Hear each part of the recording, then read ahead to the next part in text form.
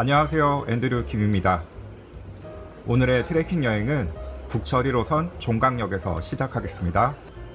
종강역 1번 출입구로 나갔습니다. 종강역 1번 출입구로 나와서 나온 방향 그대로 직진했습니다. 베스킨라빈스와 농협은행을 지나서 가다 보면 저 앞으로 버스 정류장이 보이는데요. 이 건물 앞에 있는 버스 정류장에서 1020번 버스를 탔습니다. 1020번 버스를 타고 자아문고개 윤동주 문학관 버스 정류장으로 갔습니다. 이날 하늘이 엄청 맑아서 기분이 좋더라고요. 차창 밖으로 광화문 광장과 광화문, 그리고 그 뒤로 오늘의 트레킹 코스인 북악산이 보입니다. 정확하게 말하면 한양도 손길 백악 구간을 트레킹하려 합니다. 버스에서 내려 주변을 둘러보니 윤동주 문학관이 보이네요. 북한의 무장공비가 청와대 근처까지 왔을 때 이를 막는 과정에서 순직하신 분을 기리는 동상 옆의 계단으로 올라갔습니다.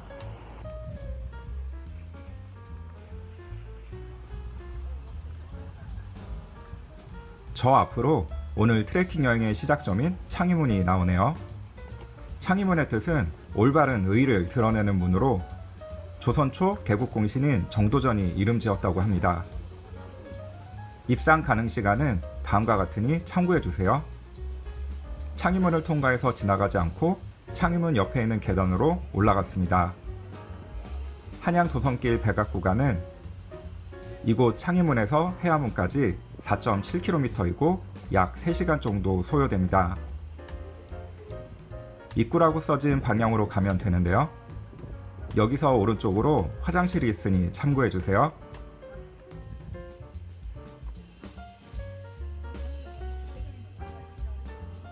계단을 오르다가 문득 뒤를 돌아보니 얼마 전에 갔던 인왕산이 보이네요.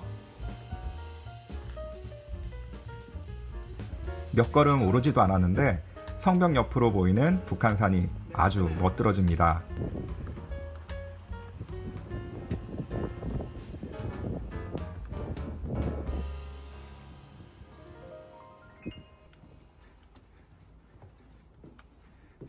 박정희 전 대통령의 친필인 자북정도.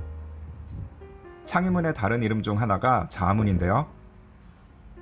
자아문 북쪽에 정의로운 길, 자줏빛 하늘에 바른 길이 있다고 해석되고는 합니다. 북한 무장공비의 청와대 침투를 자아문에서 막아냈듯이 북악산의 축선이 국가 안보에 있어서 최후의 보루가 되어야 한다는 뜻도 있다고 하네요.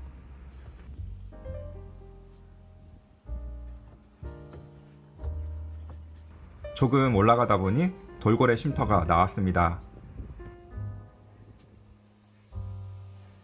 아직까지 힘든 건 없어서 계속 올라갔어요. 와, 여기서부터는 좀 힘들어지기 시작하더라고요. 이 코스는 1968년 1.2.1 사태 이후 40년 가까이 출입이 제한되다가 2007년부터 시민에게 개방되었습니다. 급경사의 계단을 오르다 보니 오른쪽에 쉼터 하나가 보였습니다. 여기가 백악 쉼터더라고요. 현위치를 보니까 해화문까지 아직 한참이나 남았습니다. 백악 쉼터에서 보는 전망도 아주 멋지더라고요. 여기서부터는 등산 스틱을 사용해서 올랐어요. 난생 처음으로 등산 스틱을 사용해봤는데 생각외로 너무너무 좋더라고요. 특히 다음날에 무릎이 아프지 않아서 좋았습니다. 저는 이곳이 초행이라서 이동 방향을 따라갔지만 백악마루에도 들려보시는 것을 추천합니다. 길을 가다 보니 1.2.1 사태 소나무가 보였는데요.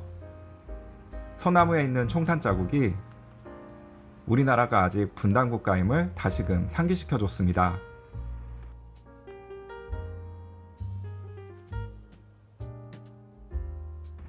1.2.1 사태 소나무를 지나서 조금 걷다 보니 청운대가 나왔습니다.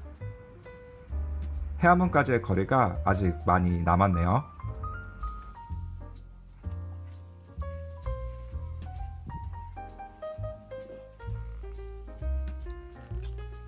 저 앞으로 남산과 남산타워, 경복궁과 광화문 광장이 보입니다.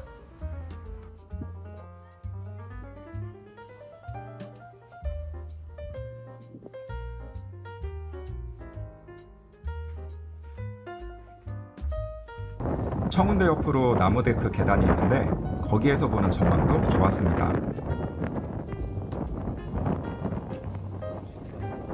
전망대에서 청운대 표지석이 있는 곳으로 다시 내려가 조금 더 가다 보면 청운대 쉼터가 나오는데요. 거기서 보는 서울 도심 풍경도 보는 맛이 있었습니다.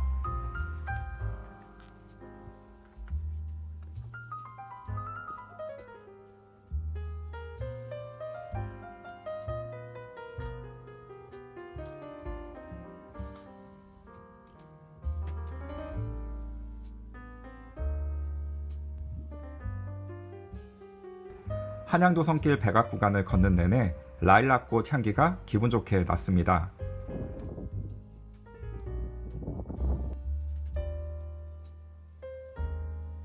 저 아래로 삼천각도 보이네요. 북악, 팔각 정도 보이고 말이죠.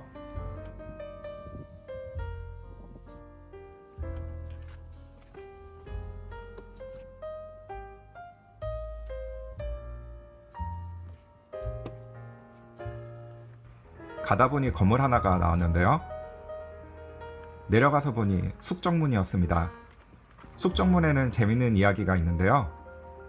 풍수에서 보면 북쪽인 숙정문은 음이고 남쪽의 숭례문은 양이라고 합니다. 그래서 가뭄이 들면 음인 숙정문을 열고 양인 숭례문을 닫았다고 하는데요. 양의 기운을 막고 음의 기운을 불러들여 비가 내리길 빌었다는 이야기입니다. 이와 반대로 장마 때에는 숭례문을 열고 숙정문을 닫았다고 합니다.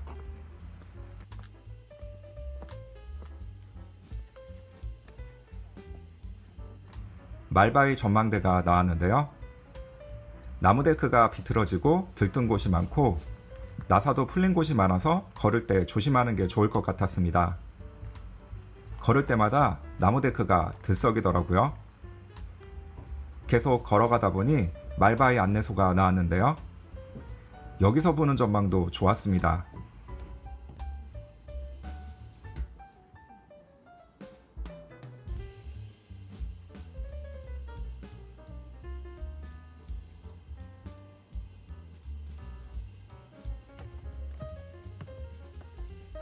저 앞으로 불암산과 수락산이 보이네요.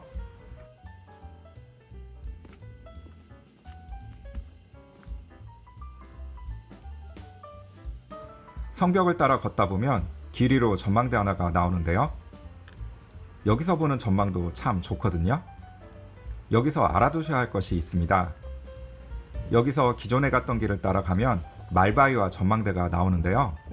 말바위와 전망대에서 아래로 내려가는 길로 가지 마시고 여기로 다시 오셔서 방금 전에 영상에서도 나온 계단을 통해 성벽 밖으로 나가서 성벽 위를 걷는 게 아닌 성벽 밖으로 이어지는 길로 가주세요. 저는 말바위에서 아래로 내려가는 길로 갔다가 한양도성길이 아닌 길로 뺑뺑 돌아서 와룡공원으로 갔습니다.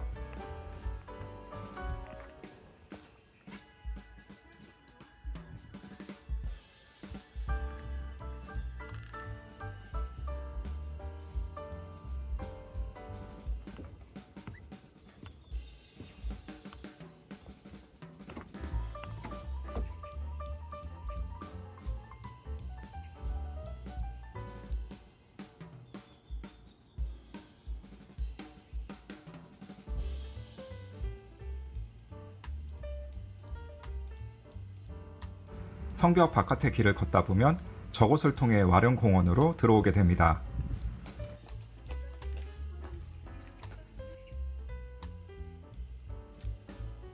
와룡공원에서 잠시 쉬었다가 다시 걷기 시작했습니다.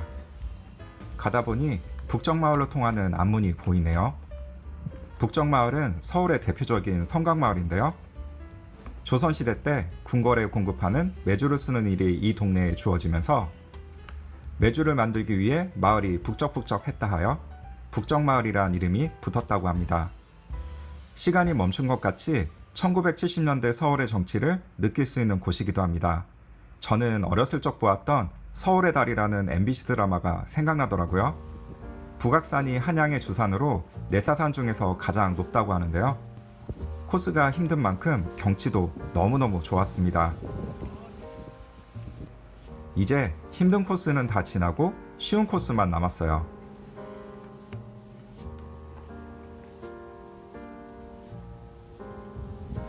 가다 보면 성벽이 끊기는 곳이 나오는데요.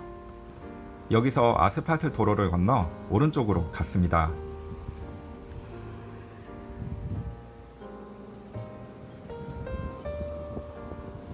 화살표 방향의 길로 갔어요. 오른쪽 석축 벽면을 보니까 성벽이 없어지면서 그 석재들이 학교 석축으로 쓰이고 있는 모습에 눈길이 갔습니다.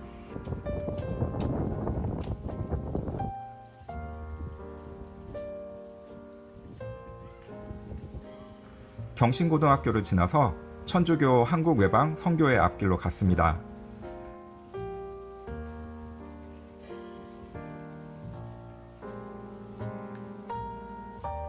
가다 보면 성벽이 다시 나타나고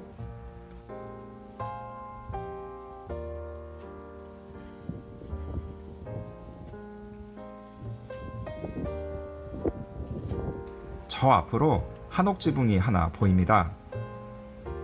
성벽 위로 올라갈 수 있는 문이 잠겨 있어서 그 옆에 있는 길로 갔습니다. 아까 한옥 지붕의 건물이 바로 이 해화문입니다. 해화문은 한양의 4소문 중에 하나로 동쪽의 소문입니다.